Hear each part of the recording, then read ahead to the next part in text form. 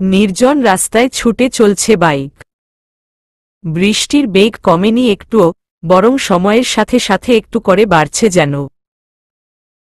বেশ জোরেই বাইক চালাচ্ছেন পূর্ণ, উনার শার্ট ভিজে গায়ের সাথে লেপ্টে গিয়েছে, সেই কাঁধে হাত রেখে নিঃশব্দে বসে আছি আমি।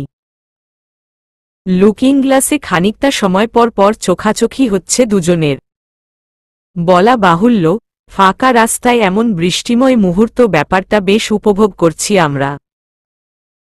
নীরবতা কাটিয়ে পূর্ণকে প্রশ্ন করলাম, আচ্ছা, আপনি এই বৃষ্টির মধ্যে বাইকেই কেন যেতে চাইলেন? দেখুন না, অযথাই ভিজে যাচ্ছি আমরা। আমাকে আপনার সাথে যদি নেওয়াই লাগতো তবে আপনার বন্ধুদের গাড়িতে গেলেও তো পারতাম। আমার প্রশ্নে পূর্ণ ভ্রু কুঁচকালেন, যা বাইকের আয়নায় স্পষ্ট দেখতে পেলাম আমি। ব্যঙ্গাত্মক সুরে বললেন, ওদের সাথে এক গাড়িতে তুমি যেতে চাও? শুনলে না ওরা কেমন কথা বলছিল? রেস্টুরেন্টে ওইটুক শুনেই তো অস্বস্তিতে পড়ছিলে, একান্তে আমাকে ওরা কিসব বলেছে সেসব শুনলে তো নির্ঘাত অজ্ঞান হয়ে যেতে। যার জন্য করলাম চুরি সেই বলে চোর।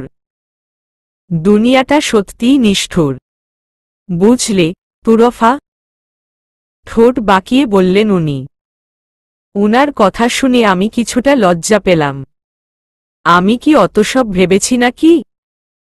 তাই কথা ঘুরানোর জন্য বললাম, তা না হয় বুঝলাম, কিন্তু আমি তো এমনিতেও রাইসাদের সাথে আমাদের গাড়িতে আসছিলাম, তাই না? ওদের সাথেই আসতাম না হয়, জায়গা তো ছিলই ওখানে। আপনি হঠাৎ কেন আমার সাথে বাইকে যেতে চাইলেন? আমার এত প্রশ্নে পূর্ণ বেশ বিরক্ত হলেন বোধ হয়। তীক্ষ্ণ চোখে আয়নায় আমার দিক তাকিয়ে বললেন, কেন আমার সাথে বাইকে যেতে ভালো লাগছে না তোমার? গাড়িতে রায়হানের সাথে গেলে খুব ভালো লাগতো, তাই না? উনার কথায় ভ্যাবাচেকা খেয়ে গেলাম আমি। এখানে রায়হান ভাইয়া কই থেকে আসলেন? ইতস্তত গলায় বললাম, রায়হান ভাই কি করেছেন? উনি তো যেতেই চাচ্ছিলেন না, পরে সবার কথায় রাজি হয়ে গেলেন আমাদের সাথে যাওয়ার জন্য। প্রান্ত ভাইয়াই তো বলেছিলেন উনাকে। আমি জানি, তোমাকে আর বলতে হবে না। প্রান্তটারও কি দরকার ছিল রায়হানকে তোমাদের গাড়িতে যাওয়ার কথা বলার? আমি বুঝি না। রায়হানের সাথে তোমাকে আমি যেতে দিব? কেন দিবেন না? উনার চোখে মুখে জেলাসি ছড়িয়ে আছে, সেটাকে একটু বাড়াতে ইচ্ছে করেই অবুঝের মতো প্রশ্ন করলাম আমি। পূর্ণ চোয়াল শক্ত করে বললেন, তুমি কি বুঝো না ও তোমাকে পছন্দ করে? অবশ্য বুঝবে কি করে? বুঝার জন্য মাথায় ঘিলু থাকতে হয়, যেটা তোমার মাথায় নেই। আমার সাথে এতদিন একসাথে থেকে আমারটাই বুঝোনি, আর তো রায়হানেরটা। স্টুপিড। একটু থেমে আবার বললেন, আজকে তো তোমার জন্য বিরহের গানও গাইছিল, আমার এত রাগ হচ্ছিল না। শুধু নেহাতি বন্ধুমহলের সবাই ছিল সেখানে, আর রায়হান আমার পূর্বপরিচিত, এজন্য নিজেকে কন্ট্রোল করছিলাম আমি। নয়তো অন্য কেউ আমার সামনে আমারই বউয়ের জন্য গান গাইবে, সেটা আমি মোটেও সহ্য করতাম না। কথাগুলো বলতে বলতে রাগের চোটে বাইকের স্পিড বাড়িয়ে দিলেন উনি। এখন উনাকে আর রাগানো যাবে না, ঠান্ডা করতে হবে। তাই আমি উনার কাঁধ থেকে হাত সরিয়ে তার কোমর ভালো করে জড়িয়ে ধরে কোমল কণ্ঠে বললাম, শান্ত হন আপনি। রায়হান ভাইয়া আমাকে বিয়ের আগে পছন্দ করলেও আমার মনে হয় না এখন তার মনে এমন কিছু আছে। সবারই তো অতীত থাকে, তাই না? আর আপনি এত রেগে যাচ্ছেন কেন? আমার ভয় লাগছে, স্পিড একটু কমান প্লিজ। আমার নরম কথায় ও আচরণে কাজ হলো বোধ হয়। পূর্ণ খানিকটা শান্ত হলেন, বাইকের স্পিড কমে গেল। পূর্ণ কিছুক্ষণ চুপ করে হঠাৎ অভিযোগের সুরে বললেন, আমি জানি রায়হান এখন মুভ অন করার চেষ্টা করছে। তোমাকে দেখেই ও এখন চোখ ফিরিয়ে নেয়, আমি খেয়াল করেছি। আর আমি এটাও জানি যে ও খারাপ ছেলে নয়। কিন্তু আমিও বাকি করব বলো? সবকিছু একদিকে, তবুও তোমাকে আমি ছাড়া অন্য কেউ পছন্দ করে, তোমাকে নিয়ে অন্য কেউ ভাবে, এটা অন্যদিকে। তোমার সাথে অন্য কাউকে ভাবতেই আমার রাগ চলে আসে। আমি তখন নিজেকে কন্ট্রোল করতে পারি না। তুমি আমার বউ, অন্য কেউ কেন তোমাকে পছন্দ করবে? এখানে যদি আমার রাগ আসে তবে সেটা কি আমার দোষ, তুর পাখি? হঠাৎ পূর্ণর এমন বাচ্চাসুলভ কথায় বেশ মজা পেলাম আমি। তবে উনার কথায় ও আচরণে স্পষ্ট পুরুষালী অধিকারবোধ। কোথায় যেন শুনেছিলাম, প্রেমিকাকে অন্য পুরুষের সাথে দেখে যদি তার পা থেকে মাথা অবধি না জ্বলে তবে সে কিসের প্রেমিক? এখন পূর্ণকে দেখে কথাটির হাতে কলমে প্রমাণ পেয়ে গেলাম আমি। উনি তো আমার প্রেমিকও নন, আমার স্বামী। যে মানুষটার আমার উপর অধিকারবোধ এ দুনিয়ায় সবথেকে বেশি। তাই উনার মুখে এসব কথায় আমি আজ অবাক হলাম না, বরং উনার আচরণ বেশ মানানসই লাগলো আমার কাছে। আয়না ভেদ করে লক্ষ্য করলাম উনাকে। বৃষ্টির পানি ভিজিয়ে দিচ্ছে তার সুন্দর মুখশ্রী। মাঝে মধ্যে চোখের পাপড়ির উপর পড়া পানির ফোঁটাগুলো সরাতে হুটহাটি চোখ পিটপিট করছেন সামনের দিকে তাকিয়ে। দৃশ্যটা কেন জানি বেশ চমৎকার লাগলো আমার কাছে। হঠাৎ করেই আজ উনাকে বড্ড বেশি ভালো লাগছে আমার কাছে। বিয়ের পর থেকে ভালো তাকে সবসময়ই লেগেছে, কিন্তু আজ উনার মনের কথাগুলো জানার পর থেকে যেন আলাদা প্রশান্তি কাজ করছে আমার মাঝে। উনার প্রতি কোনো জোরতা কাজ করছে না আর। পূর্ণও অনেকটাই সহজ হয়ে গেছেন আমার সাথে, সরাসরি মনের কথাগুলো প্রকাশ করছেন। বিষয়টা ভাবতে ভাবতেই এক চিলতে হাসি ফুটে উঠল মুখে। পুনরায় আয়নায় তাকিয়ে দেখি পূর্ণ নিচের ঠোঁট কামড়ে ধরে চুপচাপ বাইক চালাচ্ছেন মনোযোগ দিয়ে। ইস, এত সুন্দর লাগছে কেন লোকটাকে! উনাকে দেখার মাঝেই আচমকা একটা অদ্ভুত ইচ্ছা জেগে উঠল মনে। হুট করেই একটা দুঃসাহসিক কাজ করে ফেললাম আমি। হঠাৎই উনার সাথে ঘেঁষে পেছনে হতেই এগিয়ে তার গালে টুপ করে চুমু দিয়ে ফেললাম। আমার আচরণে স্তব্ধ হয়ে তৎক্ষণাৎ জোরে ব্রেক কষলেন পূর্ণ। হঠাৎ বাইক থেমে যাওয়ায় ভয় উনাকে খামচে ধরে তার পিঠের সাথে লেপ্টে যাই আমি। এদিকে পূর্ণ জোরে জোরে শ্বাস নিচ্ছেন। যেন আমার দ্বারা এমন সময় এমন আচরণ কশ্চিনকালেও আশা করেননি উনি। আমার হাত পেছনে থেকে তার বুকের উপর ধরে থাকায় টের পেলাম উনার বুকের দ্রুততম হৃদস্পন্দন। ধুকপুকানি যেন বেড়েই চলেছে ক্ষণে ক্ষণে। এদিকে আবেশের বশে কি করে ফেলেছি বোধগম্য হতেই লজ্জায় নুয়ে গেলাম আমি। মাথা নিচু করে চুপচাপ বসে আছি কোনো কথা ছাড়াই। খানিকক্ষণ বাদে পূর্ণ গলা ঝেড়ে পুনরায় বাইক স্টার্ট দিতে দিতে বললেন, হঠাৎ করে এমন আক্রমণ করে আমার তৃষ্ণা বাড়িয়ে দিলে কেন, বৃষ্টিকন্যা? আমার প্রতি তোমার এই অবিচার কিন্তু বৃষ্টিও সহ্য করবে না। পূর্ণর কথা বলতে দেরি, কিন্তু বৃষ্টির বেগ বাড়তে দেরি হল না। যেন বৃষ্টিও সায় দিল উনার কথায়। এদিকে এতক্ষণ বৃষ্টিতে ভিজে আমার নাজেহাল অবস্থা। পূর্ণ কিছু বলার আগেই হাঁচি দিলাম আমি। বাইক চালানো শুরু করে আয়নায় আমার দিকে আর চোখে তাকিয়ে পূর্ণ বললেন, দেখেছ, আমার জন্য চিন্তা করছিলে তুমি, এখন নিজেই হাঁচি দিচ্ছ। আর কোনো কথা নয়, বাসার প্রায় কাছেই এসে পড়েছি আমরা। এখনই বাসায় পৌঁছে যাব দুজন। বৃষ্টিময় সেই দিনের পর থেকে বেশ কিছুদিন অতিক্রান্ত হয়েছে। ওই দিন বাসায় আসার পর আমার জ্বর এসেছিল, কিন্তু পূর্ণ এবার বকেননি আমায়, চুপচাপ মাথায় পট্টি দিয়ে ওষুধ খাইয়ে দিয়েছেন। ওই দিনের পর থেকে গম্ভীর পূর্ণর পরিবর্তে এক কোমল পূর্ণর দেখা আমি সচরাচরই পাই। তবে এক ব্যাপারে উনি এখনও কঠোর আছেন, আর তা হল আমার পড়াশোনার ক্ষেত্রে।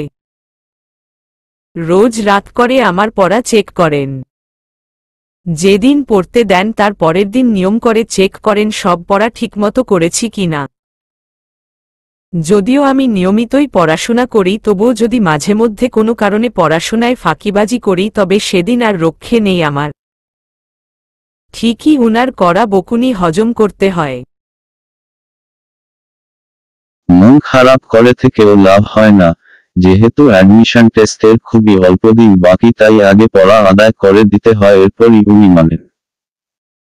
তার আগে আমার কথা চলে না উনার উপর। এছাড়াও মাঝে মধ্যে হুটহাট চুড়ি, ফুল, চকোলেট এসব ছোটখাটো গিফট দেওয়া তো আছেই উনার। সব মিলিয়ে ভালোই চলছিল জীবন।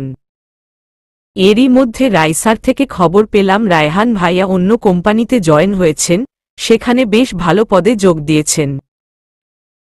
আর সবচেয়ে মজার ব্যাপার হলো উনার নতুন অফিসটা প্রিয়ার কলেজের একদম কাছেই।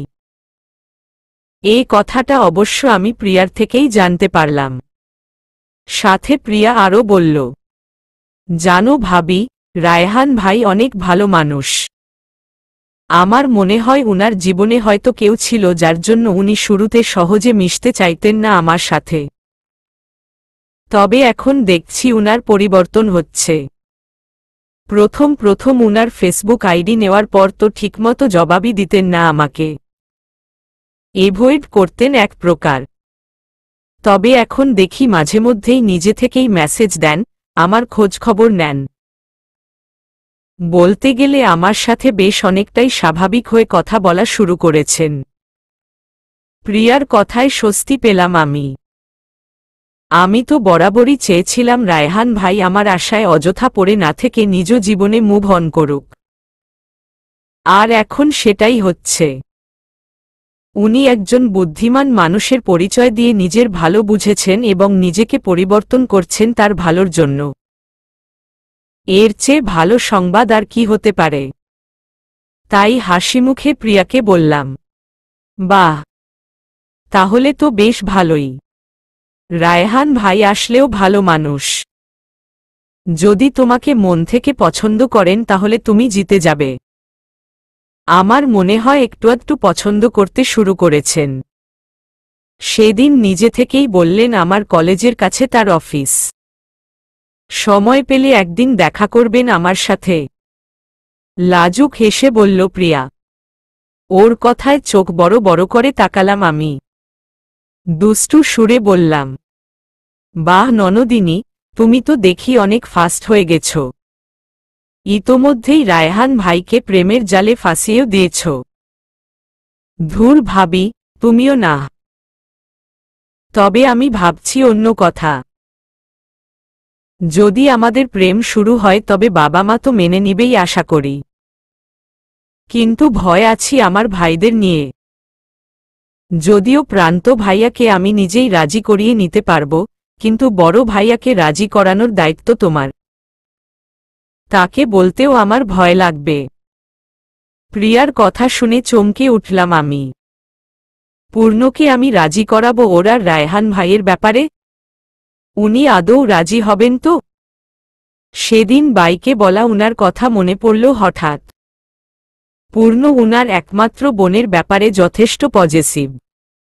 অনেক আদরে বড় করেছেন প্রিয়াকে। যে ছেলে তার বউকে পছন্দ করত এককালে তার সাথে কি নিজের বোনকে বিয়ে দিতে আদৌ রাজি হবে কোনো ভাই? উনি যদি আমার উপর রাগ করেন? বিষয়টা হঠাৎ করেই কেমন যেন জটিল হয়ে গেল। প্রিয়ার কথা শুনে মাথার মধ্যে এলোমেলো ভাবনাগুলোর কুণ্ডলী পেকে গেল যেন। কলেজ শেষে গেটের বাহিরে দাঁড়িয়ে আছে প্রিয়া। আজ সে বড্ড খুশি কারণ আজ রায়হান আসবে ওর সাথে দেখা করতে। সকালবেলা মেসেজ দিয়ে প্রিয়ার কলেজ ছুটির টাইম জেনে নিয়ে রায়হান জানিয়ে দিয়েছে ওর আসার কথা। 5 মিনিট হলো দাঁড়িয়ে আছে প্রিয়া, বার কয়েক এদিক সেদিক তাকাতেই চোখে পড়ল রাস্তা পার হয়ে ওর দিকে এগিয়ে আসা রায়হানের দিকে। অফিসের ফর্মাল গেটআপ, দাড়িগুলোও ঠিকমতো শেভ করা। দেখতে বেশ স্মার্ট লাগছে তাকে। প্রিয়া পুনরায় ছোটখাটো একটা ক্রাশ খেয়ে ফেলে। এদিকে রায়হান ওর সামনে এসে হালকা হেসে বলে, কেমন আছো প্রিয়া? ভালো আছি। আপনি কেমন আছেন? আমিও ভালো আছি। কলেজ কখন ছুটি হয়েছে? বেশি দেরি করে ফেলিনি তো? না, মিনিট 5 হলো দাঁড়িয়ে আছি। বেশিক্ষণ হয়নি। ঠিক আছে, চলো তাহলে। কোথায় যাব ভাইয়া? অবাক হয়ে জিজ্ঞেস করল প্রিয়া। রায়হান ওকে কোথায় নিয়ে যেতে চাইছে বুঝতে পারেনি সে। হাঁটতে হাঁটতেই রায়হান বলল, সকাল থেকে কলেজে আছো, নিশ্চয়ই খাওনি এখনো? কিছু খাই চলো। প্রিয়া মনে মনে খুশি হলেও ভদ্রতার খাতিরে মুখে না বলল। ওর ইতস্ততা বুঝতে পেরে রায়হান বলল, আরে আমি তোমার একার জন্য বলিনি তো, আমিও সকালে খেয়ে বের হয়েছি। আজ হাফ আওয়ার ছিল তাই এখনো লাঞ্চ করিনি। আমিও খাবো এজন্যই বলছিলাম। তাহলে চলুন। এবার প্রিয়া আর দ্বিমত করল না। আশেপাশেরই কোনো একটি রেস্টুরেন্টে গেল দুজন। প্রিয়া কি খাবে শুনে অর্ডার দিল রায়হান। গল্পগুজব আর খাওয়া দাওয়ার মধ্যে দিয়ে দুজনের মাঝে এক সুন্দর সময় অতিবাহিত হল। বরাম্মু ও রাইসা দুপুরের খাবার খেয়ে উঠল। আমি না খেয়ে চুপচাপ বসে সঙ্গ দিলাম তাদের। বরাম্মু বেশ কয়েকবার খাওয়ার জন্য বললেন। আমি হাসিমুখে মানা করলাম। মুখে বললাম খেতে ইচ্ছে করছে না, কিন্তু আসল কারণ ভিন্ন, যেটা উনাকে বলতে লজ্জাবোধ করলাম আমি। তবে রাইসার জন্য সেটাও সম্ভব হল না। বরাম্মুকে উদ্দেশ্য করে মিটিমিটি হেসে বলল, বাদ দেন মা, তুরফা এখন খাবে না। ওর ইচ্ছে এখন অন্য কারো জন্য অপেক্ষায় আছে। মানে কি রাইসা? বুঝলাম না। মানে হলো আপনার ছেলের বউ এখন আপনার ছেলের আসার অপেক্ষায় বসে আছে। আমার দুলাভাই ওরফে ভাসুর না আসা পর্যন্ত খাবে না। মুখ টিপে হেসে বলল রাইসা। ওর দিকে অগ্নিচোখে তাকালাম আমি, তবুও ওর হাসির বিন্দুমাত্র পরিবর্তন হল না। বরাম্মু অবাক হয়ে বললেন, পূর্ণর জন্য অপেক্ষা করছে? ওর আসতে তো অনেক দেরি। তুরফা এতক্ষণ না খেয়ে বসে থাকবি? উনি একটু পরই আসবেন বরাম্মু, এজন্যই তো বসে আছি। বাহ, সূর্য কোনো দিক দিয়ে উঠল আজ? পূর্ণ অফিস থেকে এত তাড়াতাড়ি ফিরবে? ব্যাপার কি বৌমা? কি জাদু করলে আমার ছেলের উপর? বিস্মিত সুরে আমায় খেপানোর উদ্দেশ্য বললেন বরাম্মু। এদিকে রাইসা হেসে গড়াগড়ি খাচ্ছে। আমি জানতাম এমন কিছুই হবে, এজন্যই বলিনি তাকে এতক্ষণ, কিন্তু রাইসাটার জন্য আমায় এভাবে লজ্জার সম্মুখীন হতে হচ্ছে। বার কয়েক চোখের পলক ফেলে কিছু বলার আগেই রাইসা হাসতে হাসতে বলল, আপনার বৌমা বাসায় বসে বোর হচ্ছিল। বরের কাছে আবদার করেছে আজ বাহিরে ঘুরার। বউয়ের মন ভালো রাখতে বড় রাজি হয়ে গেছে। ওর কথা বলার ধরন শুনে চোখ বড় বড় করে তাকালাম আমি। মেয়েটা এভাবে আমায় লজ্জায় ফেলবে জানলে আমি কথাগুলো ওকে কশ্চিনকালেও বলতাম না। দ্রুত স্বরে বরাম্মুকে বললাম, এমন কিছুই না বরাম্মু। রাইসা একটু বেশি বেশিই বলছে। আসলে প্রিয়ার জন্মদিন আসছে না সামনে, তাই ভাবলাম ওর জন্য কিছু গিফট কিনে আনি। উনাকে এজন্যই বলেছিলাম, তাই তিনিও রাজি হয়ে গেছেন। এটাই আসল কারণ। আমার ইতস্তত মুখের দিক চেয়ে হেসে ফেললেন বরাম্মু। খাবারের প্লেটগুলো তুলতে তুলতে বললেন, আরে পাগলি, এত লজ্জা পাওয়ার কি আছে? নিজের বরের সাথেই ঘুরতে যাচ্ছিস, অন্য কারো সাথে তো না। অস্বস্তি ভুলে খুশি মনে যা। তবে তোর কথা কিন্তু আমি পুরোপুরি বিশ্বাস করতে পারলাম না। আমিও রাইসার সাথে একমত। মানে? বলবল চোখে জিজ্ঞেস করলাম আমি। বরাম্মু যেতে যেতে দুষ্টু গলায় বললেন, শুধুমাত্র প্রিয়ার জন্মদিনের গিফট কিনার উদ্দেশ্যে পূর্ণ কখনোই অফিস থেকে এত তাড়াতাড়ি আসত না। অফিস শেষ করে গিফট কিনতে যেতে চাইত। আমার ছেলের দ্রুত বাড়ি ফেরার পিছুটান কি হতে পারে সেটা ওর মা ঠিকই বুঝতে পারে।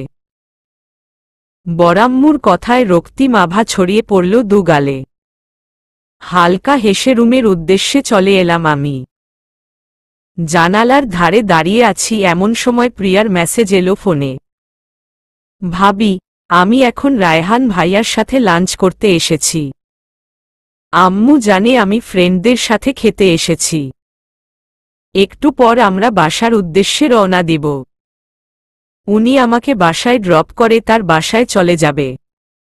ওর মেসেজে বিস্মিত হলাম। দেখাও করে ফেলল এত তাড়াতাড়ি। বাহ, ভালোই চলছে তাহলে। দ্রুত হাতে টাইপ করলাম, ওকে, তুমি ভালোভাবে বাসায় এসো। আসার পর সব শুনব তোমার থেকে। প্রিয়ার সাথে কথা বলে যেই না ফোন রেখে দাঁড়িয়েছি হঠাৎই আমায় পেছনে থেকে জড়িয়ে ধরলেন পূর্ণ। প্রথমে চমকে উঠলেও পরমুহূর্তে লাজুক হাসি খেলে গেল মুখে। আমার চুলের ভাঁজে মুখ গুজে উনি বললেন, কার সাথে এত হেসে হেসে টাইপিং করছিলে বউ? বয়ফ্রেন্ডের সাথে করিনি, চিন্তা করেন না। উনাকে রাগানোর জন্য কথাটি বলেই মুখ টিপে হেসে ফেললাম আমি। কিন্তু সে হাসি বেশিক্ষণ স্থায়ী হল না, কারণ হঠাৎই ঘাড়ের চিনচিনে ব্যথা কুকড়ে উঠলাম আমি। অসভ্য লোকটা কামড় বসিয়েছেন ঘাড়ে, ফুরফুরে মেজাজটা নিমিষেই বিষিয়ে গেল। উনাকে ছেড়ে পেছনে ফিরতেই রাগী চোখে তাকালাম আমি। উনি আমার চেয়ে দ্বিগুণ রাগ দেখিয়ে বললেন, ভালো মুড কিভাবে নষ্ট করতে হয় তা তোমার থেকে শেখা উচিত মানুষের। মেজাজটাই খারাপ করে দিলে বুঝেছ, তাই না? আপনিও কম যান কিসে? একটু মজা করেছি বলে এমন করবেন? খারাপ লোক কোথাকার। হ্যাঁ, আমি তো খারাপই। এজন্যই তোমার কথায় অফিস থেকে নিজের মিটিং প্রান্তকে সামলাতে দিয়ে তাড়াতাড়ি চলে এসেছি তোমার মন ভালো করার জন্য। ভালো হলে এতক্ষণ অফিসেই পড়ে থাকতাম। নর্মাল কথা জিজ্ঞেস করেছি তাতেও পেঁচিয়ে উত্তর দিতে হলো তোমার। অভিমানী কণ্ঠে বললেন পূর্ণ। হাত মুখ ধুতে গেলেন সাথেই। উনাকে সরুচোখে পর্যবেক্ষণ করলাম আমি। একটু আগের হাসজ্জ্বল মুখটা কেমন নিরস লাগছে। উনি কি মন খারাপ করলেন নাকি? ভাবতে ভাবতেই বিছানায় বসে পড়লাম। কিছুক্ষণ পর বের হয়ে এলেন পূর্ণ। আর চোখে তার দিকে তাকালাম আমি। এখনো প্যাঁচার মতো মুখ করে রেখেছেন। আমি কি এমন কিছু বলেছি? মনে মনে হালকা অনুতপ্ত হলাম। উনি কথা বলছেন না আমার সাথে। আর বসে থাকতে না পেরে দ্রুতকদমে হেঁটে গেলাম বারান্দায়। পূর্ণ সবে মাত্র মুখ মুছে পাশ ফিরেছেন। এই সুযোগে আলতো করে উনাকে জড়িয়ে ধরে বললাম, আপনি কি মন খারাপ করেছেন? আমি সত্যিই ওভাবে ভেবে বলিনি। মন খারাপ করবেন না প্লিজ। কিছুক্ষণ অতিবাহিত হল, পূর্ণ এখনো কিছু বললেন না। তাই দীর্ঘশ্বাস ফেলে উনাকে ছাড়তে উদ্যত হতেই দৃঢ় হল তার বলিষ্ঠ হাতের বন্ধন। আমার মাথায় থুতনি ঠেকিয়ে শান্ত গলায় বললেন, পূর্ণ এত সহজে মন খারাপ করে না বুঝলে, তাও তোর পাখির ওপর। এ তো অসম্ভব। আমার মন খারাপে তুমি কেমন বিচলিত হও দেখতে চাইছিলাম আর কি। শেষের দিকে খানিকটা হেসে বললেন কথাটা। যে হাসি দেখে ক্ষিপ্ত হলাম আমি। উনি আমায় এতক্ষণ বোকা বানালেন। রেগে ছাড়াছাড়ি করতে যেতেই পূর্ণ হেসে আমায় ছাড়তে ছাড়তে বললেন, এখন মন খারাপ করিনি ঠিক আছে, কিন্তু আমার থেকে কখনো কিছু লুকোবে না তুরফা। যদি বড় কিছু তুমি আমার থেকে লুকো আর আমি পড়ে সেটা জানতে পারি, ওই দিন কিন্তু আমি ঠিকই মাইন্ড করব। তুমি তো আমাকে চেনোই। পূর্ণর কথায় শুষ্ক ঢোক গিললাম আমি। মাথায় সাথেই খেলে গেল প্রিয়া ও রায়হান ভাইয়ার কথা। মুহূর্তেই কপালের কোণে জমল বিন্দু বিন্দু ঘাম। আমার কি উনাকে বলে দেওয়া উচিত প্রিয়ার কথা? কিন্তু আমি যে ওকে কথা দিয়েছি সেটার কি হবে? দুশ্চিন্তায় মাথাও কাজ করছে না ঠিকমতো আমার। এসব ভাবতে ভাবতেই উনার দিকে আর চোখে তাকাতেই পূর্ণ হঠাৎ খোলা গলায় গেয়ে উঠলেন, ভাল লাগে চাইলে তুই আর চোখে, চাইছি তোর ওই দুচোখ আর তোকে। ভ্যাবাচেকা খেয়ে আমি অন্যদিক ফিরতেই পূর্ণ চলে যেতে যেতে বললেন, আর চোখে তাকানোর অভ্যাস তোমার কবে যাবে তোর পাখি? কিছু বলার থাকলে এখনই বলতে পারো, আমি রাগ করব না। একদিকে প্রিয়া অন্যদিকে পূর্ণ, কোন দিকে যাব আমি দাঁড়িয়ে দাঁড়িয়ে ভাবতে লাগলাম। কি থেকে কি হয়ে গেল বুঝলাম না। যা ভয় ছিল তাই হচ্ছে। উনাকে আজ তাড়াতাড়ি আসতে বলেও যেন ভুল করেছি মনে হলো আমার। এতক্ষণের শান্ত মন যেন নিমিষেই অশান্ত হয়ে গেল। নিস্তব্ধ দুপুরে বাসার সবাই ভোজন শেষে বিশ্রাম নিতে ব্যস্ত। খাবার টেবিলে বসে আছি আমি আর পূর্ণ। উনার সাথে খাওয়ার জন্য অপেক্ষা করলেও এখন খাওয়ার ইচ্ছাটাই উড়ে গেছে আমার। পূর্ণ নিজের মতো খাচ্ছেন আর একটু পরপর কি যেন বলছেন। উনার আওয়াজ আমার কানে এলেও কি বলছেন তা মাথায় আসছে না, কেননা আমার মাথায় এখনো ঘুরপাক খাচ্ছে প্রিয়া ও রায়হান ভাইয়ার কথা। একবার ভাবছি বলে দিই উনাকে, ঝামেলা মিটে যায়। পরে ভাবছি এখনো তো প্রেমের সম্পর্ক শুরুই হয়নি ঠিকমতো দুজনের মধ্যে, তাতেই বলে দেওয়া কি ঠিক হবে? রায়হান ভাইয়ার মনে প্রিয়ার জন্য কি অনুভূতি আছে সে সম্পর্কে এখন অবধি আমরা কেউ পুরোপুরি নিশ্চিত নই। অযথা আগে আগে বলেও তো লাভ নেই। অদ্ভুত মুশকিলে পড়ে গেছি, যেখান থেকে কিভাবে বের হব ভাবা দায় হয়ে যাচ্ছে আমার জন্য। তুরফা। পূর্ণর স্পর্শে উনার দিকে তাকালাম। বাম হাতে আমার বাহু ঝাঁকিয়ে বলছেন, কি হয়েছে তোমার? কখন থেকে এত অন্যমনস্ক হয়ে কি ভাবছ? এতবার ডাকলাম একবারও সাড়া দিলে না যে। কিছু না। আপনি কি যেন বলছিলেন? পূর্ণ খানিকটা সন্দেহের দৃষ্টিতে তাকালেন আমার দিকে, তবে মুখে বললেন, তুমি খাবে না? রাইসা বলল, তুমি এখনো খাওনি, আমার জন্য অপেক্ষা করছিলে কেন? ক্ষুধা লেগেছিল নিশ্চয়ই। ক্ষুধা চলে গেছে, আর খেতে ইচ্ছে করছে না। আপনি নিজেরটা শেষ করুন, আমি ক্ষুধা লাগলে খেয়ে নিব। উনি আমার কথা বিশ্বাস করলেন না মনে হয়। কিছুক্ষণ ভ্রু কুঁচকে তাকিয়ে থেকে পুনরায় খাবারের দিকে মনোযোগ দিলেন। আমিও দীর্ঘশ্বাস ফেলে নিজের ভাবনায় ডুব দিলাম। হঠাৎ মুখের সামনে পূর্ণর হাত আসতেই অক্ষিদয় নিজ হতেই উনার দিকে ফিরল। চকিত কণ্ঠে বললাম, কি করছেন? খাবো না এখন বললামই তো। চুপ। তুমি খাবে না বলবে আর আমি মেনে নিব। এতদিনে এই চিনেছ আমাকে? কিন্তু। কোনো কিন্তু না, তুরফা। ভালোভাবে খাইয়ে দিচ্ছি, খেয়ে নেও।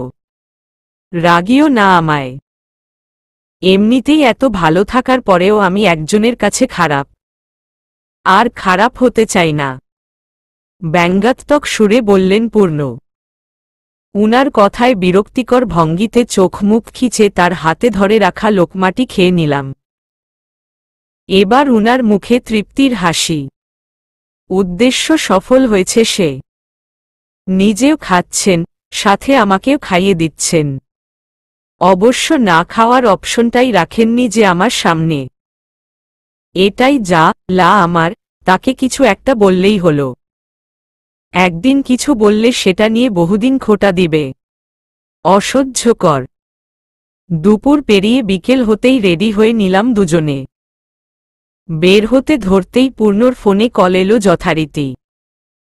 আমি হতাশ দৃষ্টিতে সেদিকে তাকাতেই উনি ইশারায় বুঝালেন, তুমি বাহিরে যাও, আমি 2 মিনিটে আসছি। উনার কথায় বাসার গেটের কাছে দাঁড়িয়ে আছি।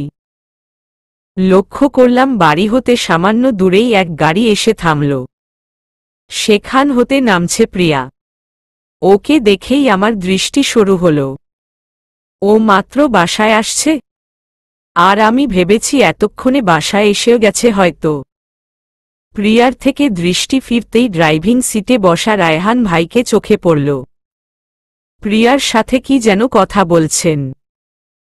এদের মাথায় কি সমস্যা আছে নাকি আমি বুঝলাম না। বাসায় কেউ না জানুক সেটাও চায়, আবার বাড়ির ত্রিসীমানায় দাঁড়িয়ে কথাও বলছে। এতক্ষণ একসাথে থেকে কথা বলে কি শখ মিটেনি নাকি? এদিকে পূর্ণও চলে আসবেন যে কোনো সময়ে। ভয়ে চিন্তায় জমে গেলাম আমি। এদিকে যার ভয় পাওয়ার কথা সে দিব্যি মনের সুখে কথা বলছে রায়হান ভাইয়ের সাথে। প্রিয়ার উপর হাল ছেড়ে দিয়ে আমি দ্রুতকদমে ভেতরে চলে গেলাম। পূর্ণ এদিকেই আসছিলেন। তাড়াহুড়ায় উনার সাথে ধাক্কা খেলাম ঠিকই, তবে পড়ে যাওয়ার আগেই উনি ধরে ফেললেন আমায়। আমায় তুলে পূর্ণ বললেন, আস্তে তুরফা, পড়ে যেতে তো আরেকটু হলেই। হয়েছেটা কি তোমার দুপুর থেকে বলো তো? এমন অদ্ভুত আচরণ করছো কেন? প্রশ্নগুলোর কি জবাব দেব ভেবে পেলাম না আমি। উনাকে তো বাইরে যাওয়া থেকে থামাতে হবে। তাই তৎক্ষণাৎ যা মাথায় এলো সেটাই করলাম আমি। হঠাৎ করেই জড়িয়ে ধরলাম উনাকে। আমার এভাবে আচমকা জড়িয়ে ধরায় পূর্ণ যেন আকাশ থেকে পড়লেন। অবাক কণ্ঠে বললেন, কি হয়েছে তোমার? আজকে এতবার জড়িয়ে ধরছ যে? তোমার লক্ষণ তো ভালো নয়, তুর পাখি। উনার কথায় বিব্রতবোধ করলেও আপাতত সেটাকে পাত্তা না দিয়ে তাকে ধরেই দাঁড়িয়ে রইলাম। ধীর কণ্ঠে বললাম, এতক্ষণ লাগে কেন আপনার আসতে? কিসের এত কাজ আপনার সারাক্ষণ? হ্যাঁ, যখনই আপনার সাথে থাকি তখনই আপনার ফোন আসবেই। আমার ভালো লাগে না এসব, বুঝেছেন? সত্যি করে বলেন তো, আপনি অফিসে প্রেম করছেন নাকি? কিসের এত ফোন আসে সারাদিন আপনার?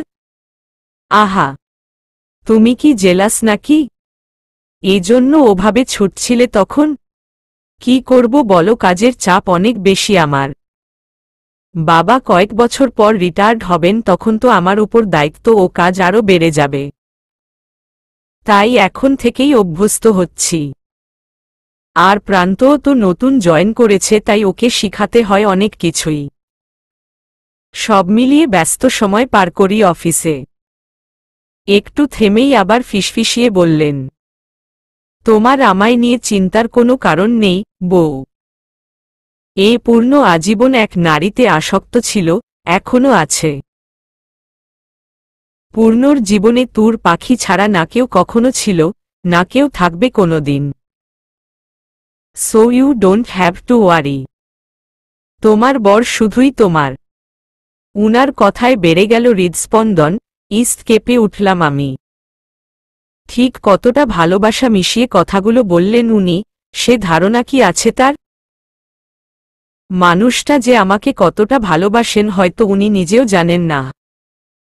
এক মুহূর্তের জন্য যেন থমকে গেলাম আমি। উনাকে কেন আটকিয়েছি, চারপাশে কি হচ্ছে সব ভুলে গেলাম।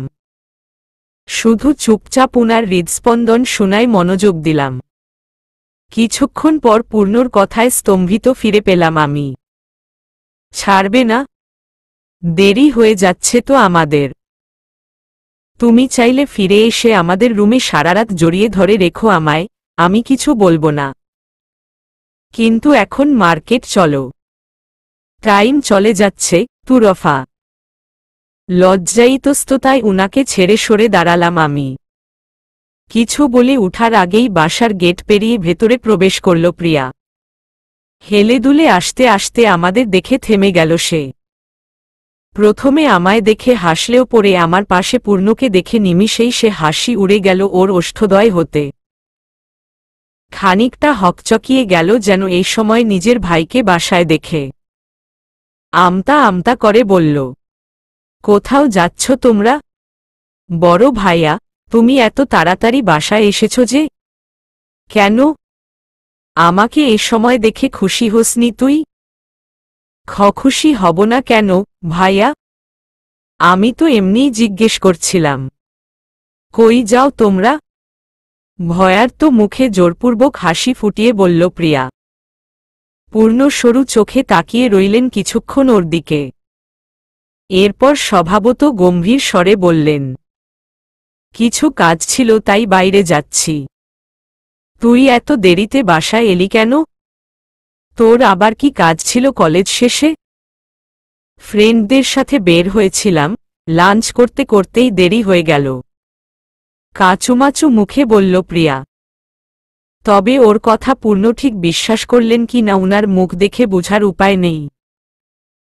শুধু মাথা নাড়িয়ে গাড়ি বের করতে চলে গেলেন গ্যারেজ থেকে। পূর্ণ যেতেই যেন হাফ ছেড়ে বাঁচল প্রিয়া। ছুটে এলো আমার কাছে, নিচু কণ্ঠে বলল, বড় ভাইয়া আজ এত তাড়াতাড়ি বাসায় ফিরবে তুমি আমায় বলনি কেন ভাবি? একটু আগে বের হলেই তো আমায় রায়হান ভাইয়ার গাড়ি থেকে নামতে দেখত। ওহ মাই গড, কথাটা ভাবতেই আমার লোমকূপ দাঁড়িয়ে যাচ্ছে। তোমার ভেবেই ভয় লাগছে? তাহলে তোমাকে রায়হান ভাইয়ার সাথে বাসার বাহিরে দেখে আমার কি ভয় লেগেছিল একবার ভাবো। তোমার কি বুদ্ধি লোপ পেয়েছে নাকি প্রিয়া? কিভাবে বাড়ির এত কাছে এসেছো উনার সাথে? কেউ দেখে ফেললে কি হতো? সরি ভাবি, আমার একদম মাথায় ছিল না যে বড় ভাইয়া এমন সময় বাসায় আসতে পারেন। এরকম আর কখনো হবে না। না হলেই ভালো। আজ না হয় উনাকে আটকিয়েছি আমি, রোজ এমন করব না কিন্তু। আমার ভালো লাগে না উনার থেকে কিছু লুকোতে। উনি খুব বিশ্বাস করেন আমায়। আই প্রমিস, আমি আর কোনো সুযোগই দিব না তোমাকে ভাইয়ার রাগের সম্মুখীন হওয়ার। এবারের মতো সরি আর আমায় বাঁচানোর জন্য থ্যাংক ইউ ভাবিজান। আমায় জড়িয়ে ধরে বলল প্রিয়া। ছোট্ট একটি দীর্ঘশ্বাস ফেললাম আমি।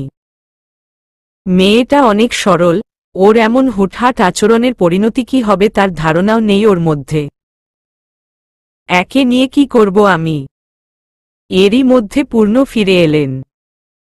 বাসার বাহিরে গাড়ির হর্ন বাজতেই আমি গিয়ে গাড়িতে বসলাম। গাড়ি ছুটার আগেই জানালার কাছে টোকা দিল প্রিয়া। সেদিকে তাকালাম আমরা দুজন। কাঁচ নামাতেই সে হাস্যোজ্জ্বল মুখে বলল, কাজ শেষ করে তাড়াতাড়ি বাসায় ফিরো তোমরা দুজন। একটা সারপ্রাইজ আছে তোমাদের জন্য। প্রিয়ার কথায় চমকে গেলাম আমি, ভ্রু তুলে তাকালেন পূর্ণ। কিসের সারপ্রাইজের কথা বলছে সে হঠাৎ? পরন্ত বিকেলের কোলাহলে মুখরিত ঢাকা শহর। এতক্ষণ মার্কেটের ভেতর ঘুরে ভ্যাপসা গরমে অতিষ্ঠ হয়ে উঠেছিলাম দুজন। সেখান থেকে বের হতেই ঠান্ডা বাতাসের শীতল পরশ ছুঁয়ে দিল আমাদের। স্বস্তির নিঃশ্বাস ফেলে সামনের দিক অগ্রসর হলাম আমরা। পূর্ণর দুহাতে ভর্তি শপিং ব্যাগ। উনার এক হাতে আছে প্রিয়ার জন্মদিনের গিফট অর্থাৎ একটি ক্যামেরার বক্স। যেহেতু ওর ছবি তোলা খুব পছন্দ, ফ্রেমবন্দি করতে ভালোবাসে, তাই ক্যামেরার চেয়ে ভালো গিফট ওর জন্য আর হতে পারে না। এটা আমরা বেশ ভেবেচিন্তেই নিয়েছি। এছাড়াও পূর্ণ বরাম্মুর জন্য শাড়ি আর রাইসার জন্য ড্রেস কিনেছেন। সবার জন্যই আরও টুকিটাকি কেনাকাটা করেছেন। উনার মতে একজনের জন্য গিফট নিয়ে যাব, অন্যরা দেখলে তাদেরও অবশ্যই নিতে মন চাবে, তাই সবার জন্যই নিয়েছেন। তার সূক্ষ্ম চিন্তাভাবনায় আরেক দফা মুগ্ধ হলাম আমি। পূর্ণ আমাকেও কিনে দেওয়ার জোর করেছিলেন বেশ কয়েকবার, কিন্তু আমি নেইনি। এজন্য উনি রাগ দেখিয়েছেন আমার উপর, তবে আমি খুব একটা পাত্তা দেইনি সেটাকে। মার্কেট থেকে বের হতেই চোখে পড়ল ফুচকার দোকান। ফুচকা খাওয়ার জিদ করতেই পূর্ণ করা চোখে তাকালেন, যে দৃষ্টি দেখে খাওয়ার ইচ্ছা উড়ে গেল আমার। তবুও আদুরে বিড়ালের মতো করুণ চোখে আবদার করে উনার দৃষ্টি আকর্ষণের জন্য পিটপিটিয়ে তাকাতেই পূর্ণ হতাশ দৃষ্টি ফেলে তাকালেন অন্যদিকে। অতঃপর আমায় নিয়ে এলেন ফুচকার দোকানের কাছে। আশেপাশে তাকিয়ে দোকানের পাশে একটি বেঞ্চে বসা মেয়েদের দিকে তাকিয়ে আমায় সেখানে নিয়ে গিয়ে বসতে বললেন। আমি বসতেই ফুচকাওয়ালা মামাকে এক প্লেট ফুচকা দিতে বলে উনি শক্ত কণ্ঠে বললেন, এখানে বসে চুপচাপ খাবে, একদম অন্য কোনো দিক যাবে না তুরফা। তোমার খাওয়া শেষ হওয়ার আগেই আমি এসে যাব। আচ্ছা। কিন্তু কোথায় যাচ্ছেন আপনি আমায় রেখে? একটা ব্যাগ ফেলে এসেছি দোকানে, সেটাই নিতে যাচ্ছি। তোমার যাওয়ার দরকার নেই, এত প্রশ্ন না করে চুপচাপ এখানে বসে খাও, নয়তো এখনই বাসায় চলো। না না, আপনি যান, আমি এখানেই থাকব, কাচুমাচু মুখে মিনমিনিয়ে বললাম। পূর্ণ হালকা হেসে দ্রুত পায়ে হেঁটে চলে গেলেন সামনে। কিছুদূর যেতেই এক হাতে শপিং ব্যাগগুলো ধরে অপর হাতে পকেট থেকে রুমাল বের করতেই উনার মানিব্যাগটি পকেট থেকে নিচে পড়ে গেল। তাড়াতাড়ি হেঁটে চলায় হয়তো খেয়াল করেননি উনি, আমি দ্রুত বসা থেকে উঠে দাঁড়ালাম। উনি যে স্পিডে হাঁটছেন বহুদূর চলে গেছেন। দ্রুতকদমে এগিয়ে যেয়ে মাটি থেকে মানিব্যাগটা তুলে নিলাম আমি। অতঃপর ফিরে এলাম ফুচকার দোকানের সামনে। ব্যাগটা কোলের উপর রেখে ফুচকার প্লেট নিয়ে খেতে আরম্ভ করলাম। খাওয়া শেষ হতেই মামাকে প্লেট ফেরত দিতেই তিনি বিল চাইলেন।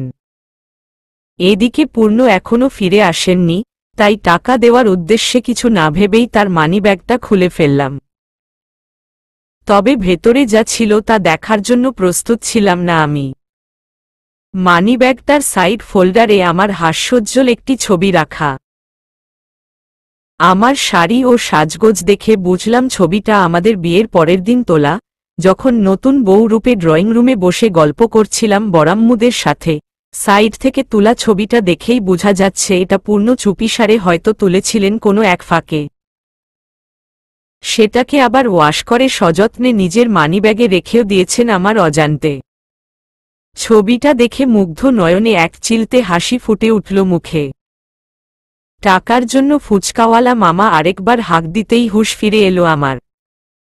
সামনে তাকিয়ে দেখি পূর্ণও হেঁটে আসছেন এতক্ষণে। ফিরে এসেই আমার ঠোঁটে হাসি দেখে উনি ভ্রু নাচিয়ে বললেন, কি হয়েছে, একা একা হাসছ যে? মুখ স্বাভাবিক করে কিছু না বলেই শান্ত দৃষ্টিতে মানিব্যাগটা বন্ধ করে ফিরিয়ে দিলাম তার হাতে। আমার হাতে নিজের মানিব্যাগ দেখে বিস্মিত হলেন পূর্ণ। হাতে নিতে নিতে স্মিত হেসে বললেন, পড়ে গিয়েছিল না? তাই তো বলি খুঁজে পাই না কেন। কখন পড়ল খেয়ালই করিনি। ভাগ্যিস তুমি দেখেছিলে। আমার কত মূল্যবান জিনিস থাকে এর ভেতর। যদি হারিয়ে যেত? এটাও কি আপনার সেই মূল্যবান জিনিস? কথাটি বলেই মানিব্যাগের ভেতর আমার ছবিটির দিকে ইশারা করলাম। পূর্ণ কিছুটা চমকে গেলেন, যেন সামান্য লজ্জাও পেলেন বোধহয়। হালকা হেসে চুলে হাত চালিয়ে অবাক কণ্ঠে বললেন, তুমি দেখে ফেলেছ? হুম। ছবিটা কখন তুলেছিলেন? আমি তো টেরই পাইনি। আপনি আর কতভাবে অবাক করবেন আমায়? আমি বুঝি না। আমার কথায় দুর্বোধ্য হাসলেন পূর্ণ। ফাঁকা রাস্তায় যে হাসি ঝংকার তুলে হৃদয়ে। একটু পর উনি থেমে শান্ত গলায় বললেন, শুধু এটাই দেখেছ? আর কিছু দেখনি? উনার কথায় ভ্রু কুঁচকে আমি ধীর গতিতে নাবোধক মাথা নাড়লাম শুধু। কিসের কথা বলছেন? আগ্রহী চোখে চেয়ে রইলাম তার পানে। আমার কৌতূহলী চাহনিকে আরও কয়েক ধাপ বাড়িয়ে দিতে পূর্ণ হঠাৎ করে ফোল্ডার হতে আমার ছবিটি বের করলেন। অতঃপর মানিব্যাগটি পুনরায় ফেরত দিলেন আমার হাতে। উনার আচরণে সন্দিহান দৃষ্টিতে মানিব্যাগটি নিতেই স্তব্ধ হয়ে হেলাম আমি। একটু আগেই যেখানে আমার ছবিটা ছিল ওই জায়গাতেই আমার আরেকটি ছবি, তবে ছবিটি আমার ছোটবেলার। খুব সম্ভবত বাড়ি ছাড়ার আগের ঈদে দাদুবাড়ির ছাদে তুলেছিলাম ছবিটি। ফ্রক পরা ছোট্ট আমি খিলখিলিয়ে হাসছি ছাদের রেলিং ধরে। উনি সেই ছবিটিও এত বছর সংরক্ষণ করে রেখেছেন, তাও আবার নিজের মানিব্যাগে। বিষয়টি ভাবতেই ঠোঁটজোটা কিঞ্চিত ফাঁকা হয়ে গেল আমার, শ্বাসপ্রশ্বাস দ্রুত হল। মাথা কাজ করা বন্ধ হয়ে গেল যেন। তপ্ত নিঃশ্বাস আর অশান্ত মন বলছে, এটা কি আদৌ সম্ভব? কাউকে এতটা বিশুদ্ধচিত্তে ভালোবাসা যায়? প্রশ্নের উত্তরটা স্বয়ং পূর্ণই দিলেন আজ। একদৃষ্টে আমার পানে চেয়ে বলতে আরম্ভ করলেন, অবাক হয়েছ? ভাবছ এই ছবিটা এখানে কি করছে তাই তো? স্তব্ধ আমি কোনো রকমে মাথা নাড়লাম শুধু। উনি স্নিগ্ধ হেসে নির্মল কণ্ঠে বললেন, এত বছর যখন তুমি ছিলে না আমার কাছে তখন তোমার এই ছবিটাই ছিল আমার কাছে তোমার শেষ স্মৃতি। এটাকে আঁকড়ে ধরেই মনে রেখেছিলাম তোমাকে। তাহলে এখন এত বছর পর আমার বড় তুরফাকে ফিরে পেয়ে আমি সেই ছোট তুরফার স্মৃতিকে কি ফেলে দিতে পারি বলো? তাই তোমার এখনকার ছবির সাথে ওটাকেও যত্ন করে রেখে দিয়েছি মানিব্যাগে। যে জায়গাটায় থাকার স্থান তখনও শুধুই তোমার ছিল, এখনো আছে, সব সময় থাকবে। পূর্ণর কথায় যেন বাকশক্তি হারিয়ে ফেললাম আমি। কিছু বুঝে উঠার আগেই দুচোখ বেয়ে গড়িয়ে পড়ল নোনা জল।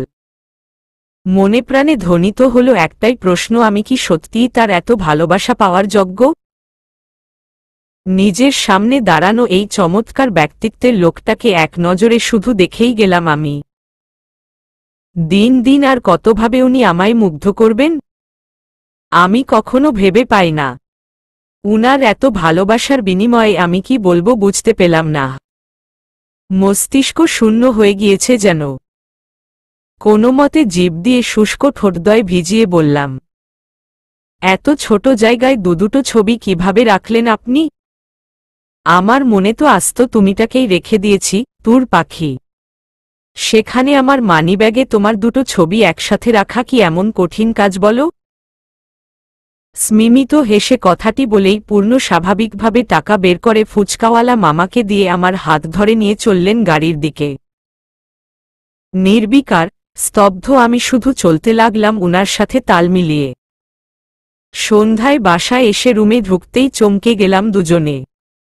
বিছানার সামনেই যে দেয়াল সেখানে বড় করে পাশাপাশি আমাদের দুটো ছবি টাঙানো। একটা বিয়ের আগে যেদিন পূর্ণর মাথায় ফুলের মালা ফেলেছিলাম আমি, উনি রাগী চোখে চেয়ে আছেন আমার দিকে, আমি ভয়ার্ত চাহনিতে মুখে হাত রেখে দাঁড়িয়ে আছি চেয়ারে। ছবিটা দেখেই হেসে ফেললাম আমি। অন্যদিকে পূর্ণ বিরক্ত হলেন এই ছবিটা টাঙানোর জন্য। অপর ছবিটা দেখে আমার মুখের হাসি চলে গেল, তার বদলে ভর করল একরাশ লাজুকতা। এই ছবিটা কাশবনে তোলা। পূর্ণ আমার কোমরে হাত রেখে হাসি মুখে তাকিয়ে আছেন, আমি লজ্জায় চমকে উঠে তাকিয়ে আছি তার দিকে। এই ছবিটা পূর্ণর পছন্দ হল, তার মুখের বাঁকা হাসি অন্তত তাই বলছে আমায়। কেমন লাগলো সারপ্রাইজ? প্রিয়ার কথায় দরজার দিকে তাকালাম দুজনে। আমরা তাকাতেই রুমে প্রবেশ করল সে। ওর পিছে পিছে রাইসাও এলো। যেহেতু দুটো ছবি প্রিয়ার তোলা আর তাদের দুজনের হাস্যোজ্জ্বল মুখ দেখে বোঝাই যাচ্ছে এসবের পেছনে এদের হাত আছে। পূর্ণ বোনের মাথায় টোকা দিয়ে বললেন, সারপ্রাইজ তো ভালোই দিলি, কিন্তু তলে তলে এসব প্ল্যান করলি কবে? আর বলো না, বড় ভাইয়া। প্রথম ছবিটা তোমাদের বিয়ের পর পরই দিতে চেয়েছিলাম, কিন্তু কি যেন ভেবে দিইনি তখন। পরে দেখলাম না দিয়েই ভালো হয়েছে। কাশবন থেকে এসে ঠিক করেছিলাম দুটো ছবি একসাথে গিফট করব তোমাদের।